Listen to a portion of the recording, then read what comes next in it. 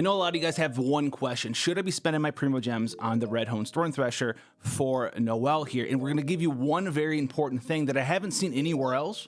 Context and how that changes the value of this weapon, based on what you have on your account, the stats that you can roll on your artifacts, how your artifacts rolled. If they rolled a high crit damage, high defense percent, energy recharge, but not a crit rate through the moon, the Stone Thresher might not be worth it for you. We're going to show you exactly why there. Or it could be the best thing, better than sliced bread ever was, better than your mama's lasagna, okay? Now what we did do, I went through and I took the set that I have right now, this Retracing Bolide set. We did math this set out. It's in there as like a sort of a base, right, thing to calculate off of. And I went through and I looked at every single artifact that I had and plugged it into my Excel spreadsheet, because this is a thing that you can do. It's a point of proof that you can get these sort of stats in Genshin Impact. And these aren't even the best stats that you can get there. And what I did is I plugged them in that calculator and then applied them to the new set Husk of Opulent Dreams. The Husk set is infinitely better than anything else. You can see it because we used the White Blind in the Serpent Spine Retracing Bolide build that I have access to right now, and compared it to those same weapons just with the new set.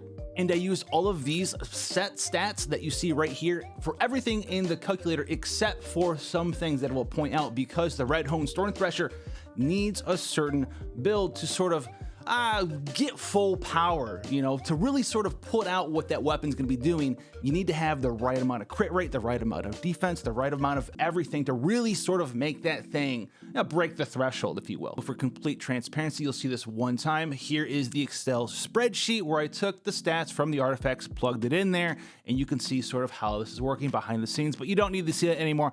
Get it on out of here. Now let's talk about the things that are very important here, the builds and how the damage was calculated. Now we did raw damage here because it's easy to do. You don't look for level correction, you don't factor that in, you don't factor in enemy resistances, because that's gonna change based on what you're fighting. It changes based on what you're fighting in the Abyss, to whether it's a Hilichurl, Milichurl, Slime, but each of these builds, when they're fighting the same enemy in Genshin, they're still reducing the damage by the same amount because it's a percentage change in total there. So just throw that all out. We're looking for things that matter here from what we can change in our build to give us the most damage possible. So we could take the Bolide set build with the R5 spine that we have right now that you just took a look at, and we're going to be looking at certain things here. Now this is going to be the N3 combo, your first, second, third hit.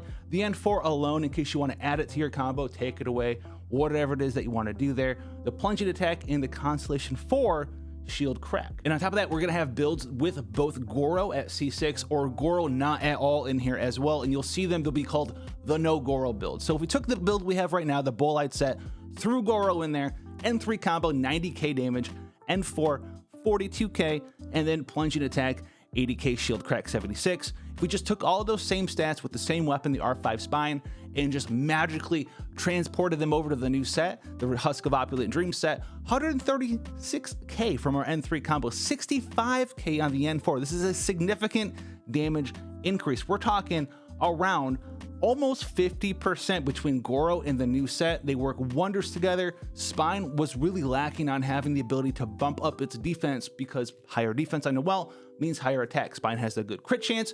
It has the good 50% damage bonus up. It really lacked in the raw stat, because remember, teeter-totter for Genshin. There's attack, crit chance, crit damage, and damage percent up. You want to try to balance all of these as best as possible, because when they're balanced mathematically, you're getting the highest damage possible. Now, if we took all of those stats and swapped the spine out at R5 for an R1 Red Horn Stone Thresher, the N3 combos would be 147k, the N4s would be 67k, plunging's 114k, shield cracks 109k. So you can see the N3 gets the biggest damage bonus, because each time you're swinging on each of those normal attacks, you're gonna get the additional damage here of 6,240 added to each of those hits, which is an additional 18,600 damage, which is quite a lot.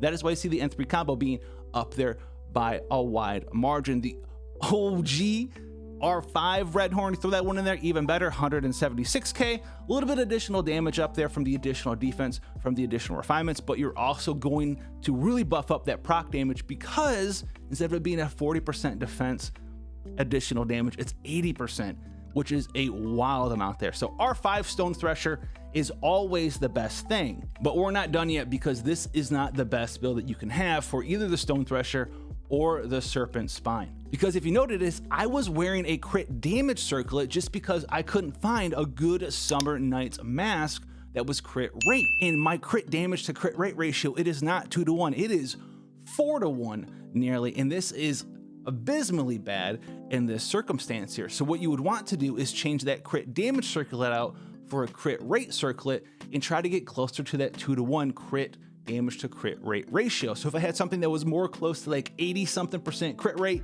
and 160 something percent crit damage, that would be ideal. What you would need for something like this is going to be a circlet that looks a little bit different.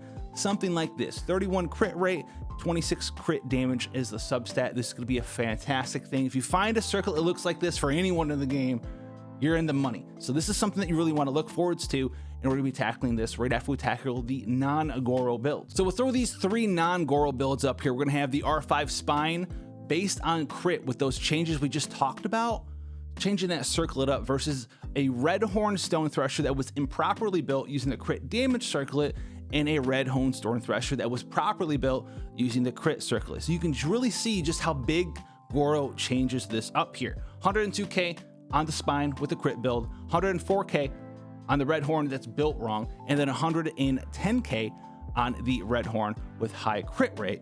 And you can really see just how important and impactful this is because these are all kind of right around the same damage range. And the real thing to take away from this is how powerful that C6 Gorou is in this team. He's giving you a ton of defense and 40% crit damage, which is going to highly benefit the red horn stone thresher and the serpent spine, but the stone thresher even more because you're trying to build it super high crit rate. We're talking 75, 80% if possible, and getting all this free crit damage from the weapon itself and from Gorou, it's just gonna compound on top of each other. You're gonna have the quadfecta of defense to attack, crit rate, crit damage, and damage percent up on all of these builds. So if you would add Gorou back in here, we're gonna look at R5 spine built high crit. We're gonna be looking at R1 red horn built high crit and comparing the two to each other. Now the red horn stone thresher is gonna be built out this way.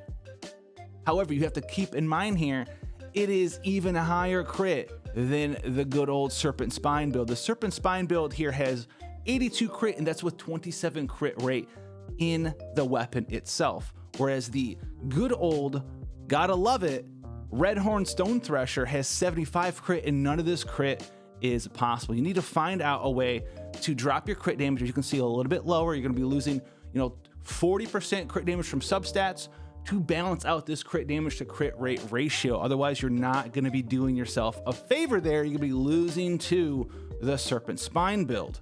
You're gonna need 39% crit rate in artifact substats here because you are not Arataki Ito. You do not get a 20-something% free crit rate from hitting level 90. You're Noelle. You get a defense increase. You don't get a crit rate increase. And this is the line that you really have to take note of and see when everyone's like, yeah, dude, it's infinitely better all of the time. It is if you can build it properly. You need to have all of the crit rate, and you still need crit damage substats too. We're talking 45, 40-ish% crit damage substats, 40% crit rate substats, defense percent substats. And if you can do that, then it will be the serpent spine. Whereas the spine, you can just throw in that circlet. You don't need any additional crit rate substats.